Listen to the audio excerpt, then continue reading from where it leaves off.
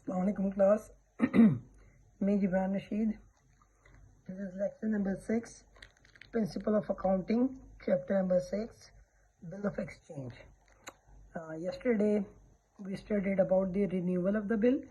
In renewal of the bill, we studied 4 must countries that are supposed to be happen when it comes to bill renewal. जो पहली entry थी वो थी bill dishonour की। जब भी रिन्यूअल का या रीन्यू का लफ्ज़ आएगा तो 4 एंट्रीज जो वो होती ही हैं।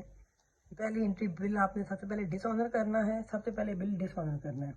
दूसरा, अगर कोई पार्शियल पेमेंट यानी कुछ पैसे उस बंदे ने दिए हैं तो वो उसकी एंट्री करनी है। तीसरा, इंटरेस्ट चार्ज करना है। चौथा, नया बिल इशू करना है। आज बहुत इंपॉर्टेंट टॉपिक है भाई, ये इंसॉल्वेंसी ऑफ अ पार्टी या इंसॉल्वेंसी की एंट्रीज करने से पहले आपको ये पता होना चाहिए कि इंसॉल्वेंसी या इंसॉल्वेंट पार्टी होती क्या है। देखिए, जब एक कोर्ट किसी बंदे को डिक्लेयर कर देता है कि भाई ये फलां बंदा फलां पार्टी जो है वो अब अपने डेट्स अपनी लाइबिलिटीज़ पे नहीं कर सकती या उसके पास इतनी सख्त पावर नहीं है कि वो अपनी लाइबिलिटी को पे ऑफ कर सके, तो अब वो बंदा या वो पार्टी बैंक करप्ट या इंसॉल्वेंट डिक्लेयर हो जाती है।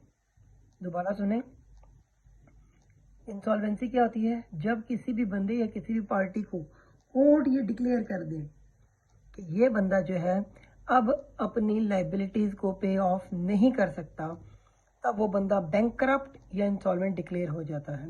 इसका मतलब ये है कि अब उसका बिल जो उस बंदे ने एक्सेप्टेंस दी थी जिस बिल की भी या जितनों भी बिल की, ये एक बंदे को नहीं हज़ारों बंदों को, जितने भी बंदों को उसने एक्सेप्टेंस दी थी, अब वो बिल जो है वो ऑनर नहीं होगा, वो ऑटोमेटिकली डिसऑनर हो गया। लिहाजा आपको जब ये पता चले कि फलां पार्टी जिसके साथ आप बिजनेस में थे वो इंसॉल्वेंट डिक्लेयर हो गई है, तो आपने इंसॉल्वेंसी से पहले उसकी डिसऑनर की एंट्री करनी है और ये दोनों की बुक्स में पास होंगी, ड्रॉर और ड्राई की। ठीक है, उसके बाद फिर असल में तरीका क्या होता है, फिर उसके जो लिक्विडेटर है वो पॉइंट होता है, वो उसकी एसिड्स को इवेलुएट करता है, उसके बाद उनकी नीलामी ऑप्शन होती है और फिर जितने पैसे रिकवर होते हैं वो उसके क्रेडिटर्स को दे दिए जाते हैं और अगर कुछ बच जाए तो उस बंदे को दे दिया जाता है, ना बच जाए तो बस ठीक है, वो गया, वो फिर बैड डेट्स में चला जाता है। ठीक है, आपकी बुक में ये बहुत इंपॉर्टेंट टॉपिक इसलिए भी है क्योंकि अभी आप ICOM 1 में इंशाल्लाह अल्लाह ताला आप सबको कामयाब करे तो जब आप BCom 1 में ADC 1 में जाएंगे वहाँ पे भी आप ये पढ़ेंगे, तो वहाँ पे ये डिस्क्रिप्शन में ज़्यादा डिटेल में आप पढ़ते हैं। तो आज हम इसके ग्लिम्स लेंगे। पहले क्वेश्चन नंबर 20 जो है आपकी बुक का, ये है भाई आपका इंसॉल्वेंसी वाला केस। इससे पहले ये जो क्वेश्चन मैंने 17 तक कल आपको करवा दिए थे, 18 और 19, ये ऐसे क्वेश्चन है जो मुझे दोबारा सॉल्व करवाने पड़ेंगे। वैसे हैं ये पुराने केस ही, लेकिन क्योंकि एंट्रीज की इतनी एंट्रीज इसकी आपस में वो इंटेंगल्ड हुई हैं कि आपको ये सेपरेटली करनी पड़ेंगी, तो लिहाजा मैंने सोचा कि मैं 18, 19 आपको खुद सॉल्व करवा दूंगा। लेकिन क्योंकि हम लोग केस वाइज चल रहे हैं तो मैंने कहा पहले मैं केसेस ख़त्म कर लूँ, कल इंशाल्लाह हम रिबेट वाला केस पढ़ेंगे, फिर उसके बाद मैं आपको ये 18 और 19 करवाऊंगा। ठीक है, तो शुरू करते हैं। क्वेश्चन नंबर 20 डिसऑनर का केस ही है। बाकी एंट्रीज, बहुत सी एंट्रीज ऐसी होंगी जो आपने पहले की होंगी। मुश्किल नहीं है, आसान है, बस ये है कि आप लोग थोड़ी सी तवज्जो दे दें। ठीक है जी, तो स्टार्ट करते हैं। बिस्मिल्लाहिर्रहमानिर्रहीम। Salman sold goods to Rizwan 50,000 on 1 July 2015।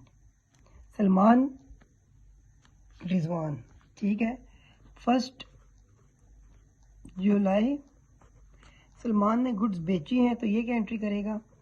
Rizwan to sale. और ये इसने क्योंकि परचेजेस किए हैं तो ये परचेजेस टू सलमान। अमाउंट क्या है जी? अमाउंट है 50,000। इधर भी 50,000। वो यहाँ पे आप लिखेंगे good sold, good purchased and Drew him a bill of for the amount payable after 4 months। Rizwan accepted the bill. अब उसने यहाँ तक जो एक्सेप्टेंस तक की, जो इसकी वो एंट्री करेंगे हम लोग। Bill receivable to Rizwan, Salman to bill payable. ये वो पुरानी एंट्रीज हैं, इसलिए मैं ज़्यादा इनको एक्सप्लेन नहीं कर रहा क्योंकि आप लोग ये पहले कर चुके हैं। एक्सेप्टेंस गिवन, रिसीव्ड और ये गिवन। ठीक है भाई। उसके बाद Salman got the bill discounted by the bank on 12% per annum. ठीक है भाई। अब क्या हुआ कि सलमान ने ये बिल जो है वो डिस्काउंट करवा लिया, तो हम डिस्काउंट की एंट्री करेंगे। अब एक सेकेंड, ये है जी, अब डिस्काउंट की एंट्री करते हैं। सबसे पहले ये लिखेगा bank discount to bill receivable. Bill receivable 50,000 का था और डिस्काउंट उसने बताया है 12%। ठीक है भाई। तो सबसे पहले आप निकालें, यहाँ पे डिटेल में वर्किंग कर लें आप कि 50,000 ये है, multiply by 12 over 100 multiply by कितने माह का बिल है,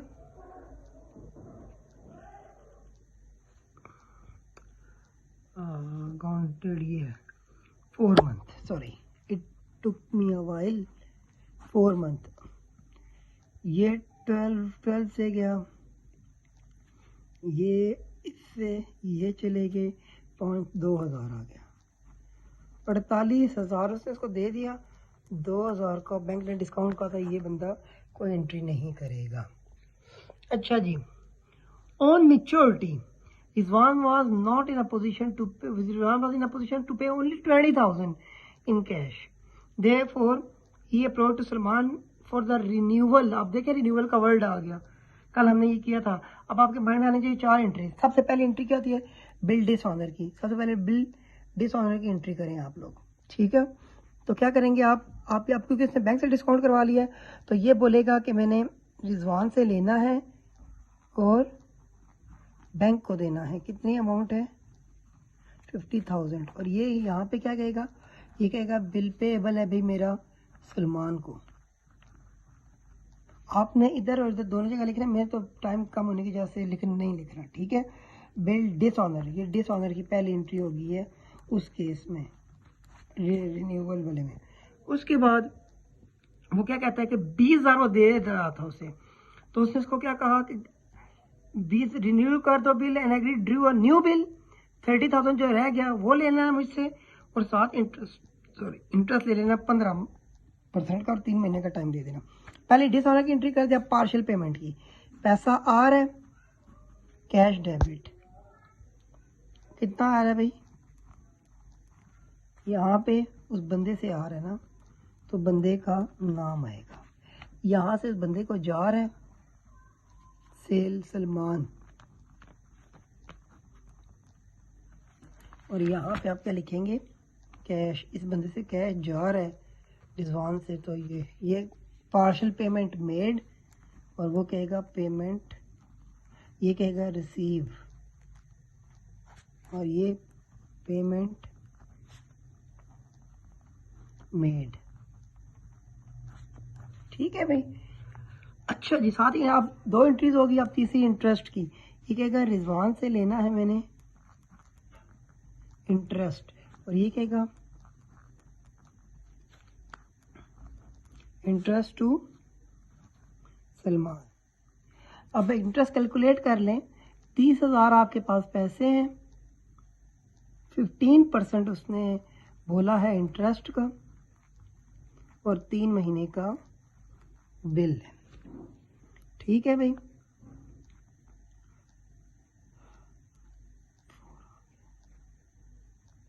तीन सौ इंटू 15, 4500 बन गया। 300 को जब आप 15 से मल्टीप्लाई करेंगे तो 4500 बनेगा, डिवाइड बाय 4 जब आप करेंगे तो 1125 रुपये बनेंगे। ठीक है,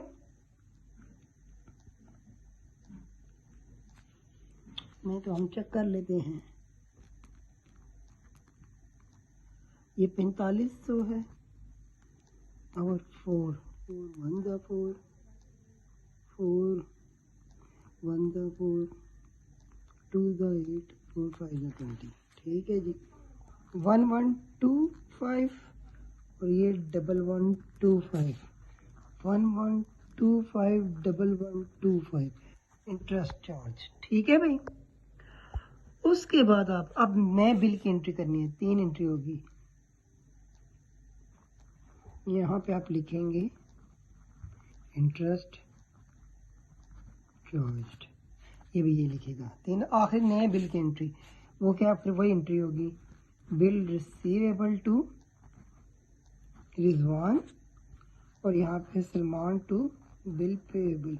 अमाउंट का ध्यान करना भी 50,000 था टोटल, 20,000 रिसीव कर लिया, 30,000 रह गया, इंटरेस्ट भी ऐड करेंगे तो अब 31125 31125 ठीक है, 31125 31125। अब क्या हुआ जी, ये देखें, before the due date of the new bill Rizwan became insolvent and first and final dividend of 50% या 50 पैसा लिखा होगा यहाँ पे, ठीक है। जैसे ये क्वेश्चन में है, डिविडेंड ऑफ 60 पैसा in the rupees received in state, एक ही बात है, 60% या 50 पैसा हो या परसेंट हो, एक ही बात है, 50% मिला उसे। अब इसके पास पैसा आया है कैश और ये साथ लिखेगा बैड डेट्स, मेरी ये बैड डेट बन गई है, टू बिल रिसीवेबल 31125।